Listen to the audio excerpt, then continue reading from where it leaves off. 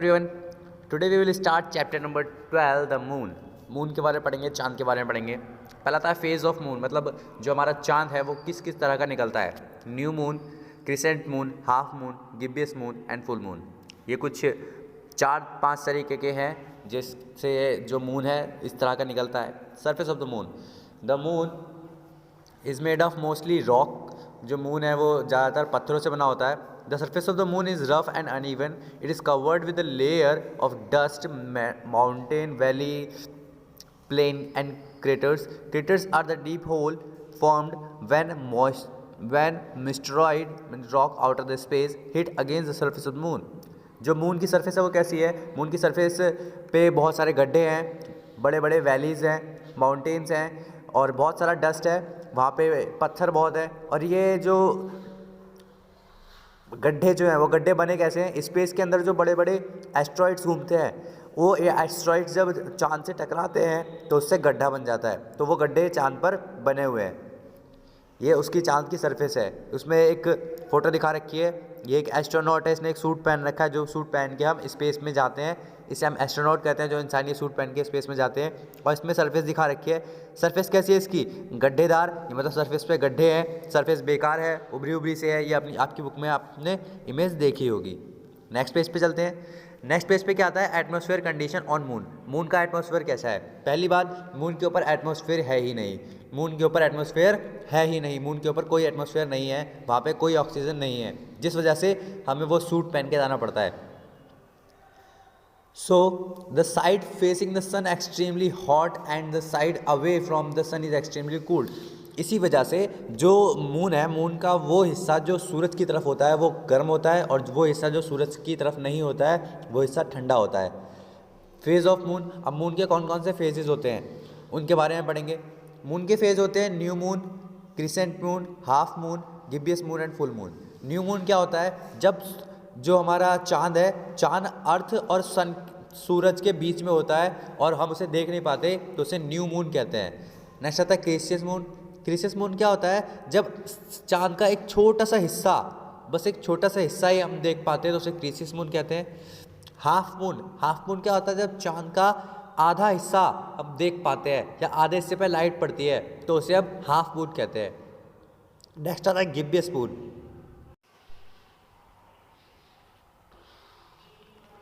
Next आता है गिब्बियस moon. Gibbous moon क्या होता है? जब भी जो चांद है उसका 3/4 पार्ट दिखाई देता है तो उसे हम गिब्बियस मून कहते हैं। और फुल मून, जैसे कि नाम से ही समझ में आ रहा है कि जब पूरा चांद दिखाई देता है तो हम उसे फुल मून कहते हैं। This stage are known as waxing phase. ये जितने भी हमारी स्टेजेस हैं, जैसे न्यू मून, क्रिसेंट मून, इन सबको हम क्या बोलते हैं? Waxing phase. क्या बोलते हैं? Waxing phase.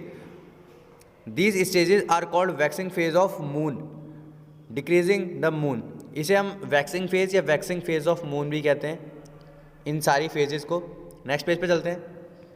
एलिप्स। एलिप्स क्या होता है? एक्लिप्स। एक्लिप्स आपने न्यूज़ पे अपने घरों में ग्रहण सुना होगा कि आज ग्रहण पड़ रहा है, उस ग्रहण को हम इंग्लिश में एक्लिप्स कहते हैं। एक्लिप्स एक बहुत ही ज़्यादा रेयर कंडीशन है जो काफ़ी टाइम बाद मतलब देखने को मिलती है। जैसे हम चांद रोज़ देख सकते हैं, सूरज रोज़ देख सकते हैं, इसी तरह से एक्लिप्स को रोज़ नहीं देखा जा सकता। उसकी कुछ कंडीशंस होती हैं। क्या कंडीशंस होती हैं वो इसमें पढ़ेंगे। Solar eclipse. When the moon comes between the earth and the sun. जब मून अर्थ, सन और अर्थ के बीच में आ जाता है तो उसे हम सोलर एक्लिप्स कहते हैं। और सन का एक छोटा सा हिस्सा, उसकी मतलब रोशनी का एक छोटा सा हिस्सा रोक लेता है अर्थ पे जाने पे, और जिस वजह से क्या होता है, एक मून की परछाई अर्थ के ऊपर पड़ती है, उसे हम ग्रहण कहते हैं, एक्लिप्स कहते हैं, सोलर एक्लिप्स कहते हैं। नेक्स्ट आता हमारा lunar eclipse. When the earth comes between the sun and the moon. जब अर्थ सन और मून के बीच में आ जाती है तो उसे हम लूनियर एक्लिप्स कहते हैं। इसे हिंदी में बोलते हैं चंद्र ग्रहण और सूर्य ग्रहण। चंद्र ग्रहण कब होता है? जब सूरज भी चांद बीच में आ जाता है। और सूर्य ग्रहण कब होता है? इसे हम लूनियर एक्लिप्स कहते हैं। When the shadow of the earth completely cover the moon, it is total lunar eclipse, जब अर्थ की शैडो, अर्थ जब सूरज और इसके बीच में आ जाती है, सन के बीच में, तो उसकी क्या करती है अर्थ, सूरज की रोशनी चांद पर नहीं जाने देती, तो उससे क्या होता है अर्थ की एक परछाई चांद के ऊपर जाती है, तो जिस वजह से चांद पे अंधेरा हो जाता है। और जब अर्थ चांद को पूरा अपनी परछाई से कवर कर लेती है तो उसे हम कहते हैं टोटल लूनियर एक्लिप्स। इसी तरह से जब moon, when moon is covered partially, जब जो मून है, जब अर्थ मून को पूरी तरह से कवर नहीं कर पाती, अर्थ की परछाई पूरी तरह से मून को नहीं ढक पाती, तो उसे हम कहते हैं पार्शियल लूनियर एक्लिप्स। मतलब आधा ढका है तो पार्शियल, पूरा ढका है तो टोटल। नेक्स्ट पेज पे चलते हैं। एक्सपेडिशन ऑन द मून, मतलब चांद के ऊपर किस तरह से जाया जाता है, कौन कौन जा चुके हैं उसके बारे में पढ़ेंगे इस पैराग्राफ में। The first man to set his step on moon was Neil Armstrong. Neil Armstrong वो पहला व्यक्ति था जो चांद पर गया था 20 जुलाई 1969। एक इम्पॉर्टेंट डेट है 20 जुलाई 1969, एक बहुत ही इंपॉर्टेंट डेट है। इस डेट को नील आर्मस्ट्रॉन्ग पहली बार चांद पर गया था, ये डेट आपको याद रखनी है। और उसके साथ साथ दो और लोग गए थे, उनका नाम है Edwin Aldrin and Michael Collins, ये उनके नाम है। ये तीनों आदमी पहली बार अपोलो 11 जो रॉकेट गया था स्पेस में, अपोलो 11 उसका नाम था, उसमें बैठकर चांद पर गए थे। नेक्स्ट आता हमारा आर्टिफिशियल सैटेलाइट। आर्टिफिशियल सैटेलाइट क्या होता है, जितने भी सैटेलाइट हम लॉन्च करते हैं, मतलब ह्यूमंस लॉन्च करते हैं, मैन लॉन्च करते हैं, वुमेन लॉन्च करती हैं, वो सारे सैटेलाइट स्पेस में जाते हैं और अर्थ के चारों तरफ चक्कर काटते हैं, उसे हम आर्टिफिशियल सैटेलाइट कहते हैं। जितने भी सैटेलाइट हम खुद लॉन्च करते हैं और वो अर्थ के चारों तरफ जाके चक्कर काटते हैं, उसे हम आर्टिफिशियल सैटेलाइट कहते हैं।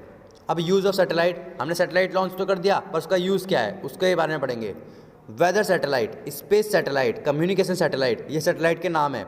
वेदर सैटेलाइट हमें बताता है कि जो हमारा वेदर है, जो आने वाले दिन है उसमें हमारा मौसम कैसा रहने वाला है।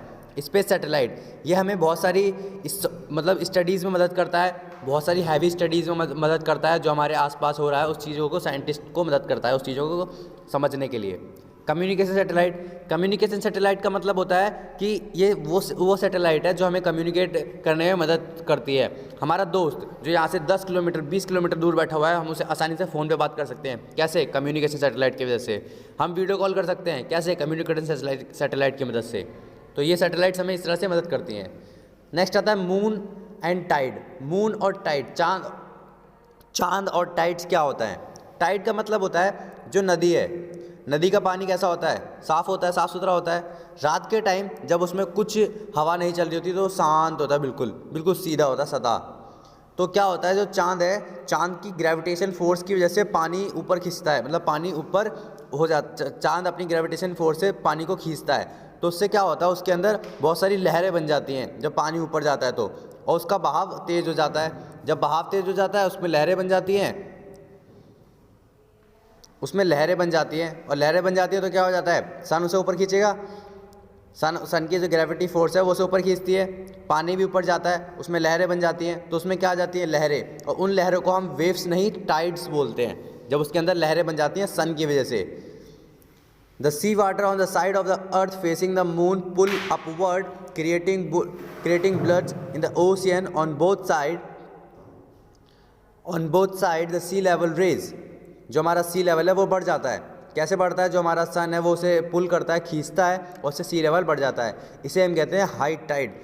जो हमारा हाई टाइड है इसका नाम है हाई टाइड। टाइड का मतलब होता है बेसिकली जब सन पानी को अपनी तरफ खींचता है, समुद्र के पानी को, तो उसे हम टाइड्स कहते हैं। और जब बहुत ज़्यादा पानी खींचता है, या बहुत फोर्स से ज़्यादा खींचता है, या बहुत ज़्यादा ही उसमें उछाल आ जाता है पानी में, तो उसे हम कहते हैं हाई टाइड।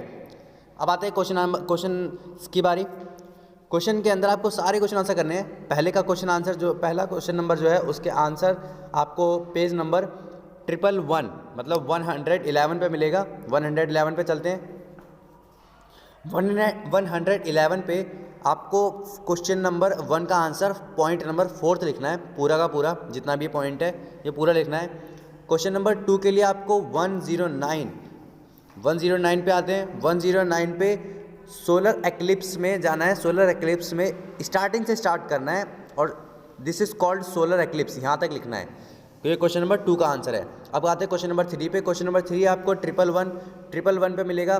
हाई टाइड क्या होता है? हाई टाइड 10 सी से स्टार्ट करना है आपको और टाइड तक लिखना है। ये क्वेश्चन नंबर 3 का आंसर है, ठीक है।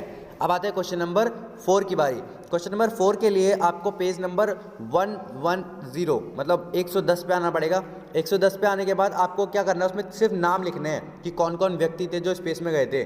मैंने आपको पहले बताया कि जो पहला व्यक्ति था वो था नील आर्मस्ट्रॉन्ग और उसके साथ 2 व्यक्ति और गए थे, Michael Collins and Edwin Aldrin. ये तीनों के नाम लिखने हैं, सिर्फ इन तीनों के नाम लिखने हैं क्वेश्चन नंबर 4 में। आपको पहला पॉइंट नंबर 1 लिखना है, उसका नाम, नंबर 2 उसका नाम, नंबर 3 उसका नाम, ऐसे करना है। फिर उसके बाद आता है क्वेश्चन नंबर 5। क्वेश्चन नंबर 5 का आंसर भी आपको 110 पे मिलेगा। इसे आपने द मैन से स्टार्ट करना है और कॉल्ड आर्टिफिशियल सैटेलाइट, इसकी चौथी लाइन में आर्टिफिशियल सैटेलाइट है, ये यहाँ तक करना है। ये आपका 5वें का आंसर है। इसके वर्ड मीनिंग और क्वेश्चन आंसर्स आप अपनी कॉपी में करने हैं, आपको इसके कीवर्ड्स से अपनी कॉपी में करने हैं। वर्ड मीनिंग आपको ग्रुप में भेज दिए गए हैं, आप वहाँ से कर लो।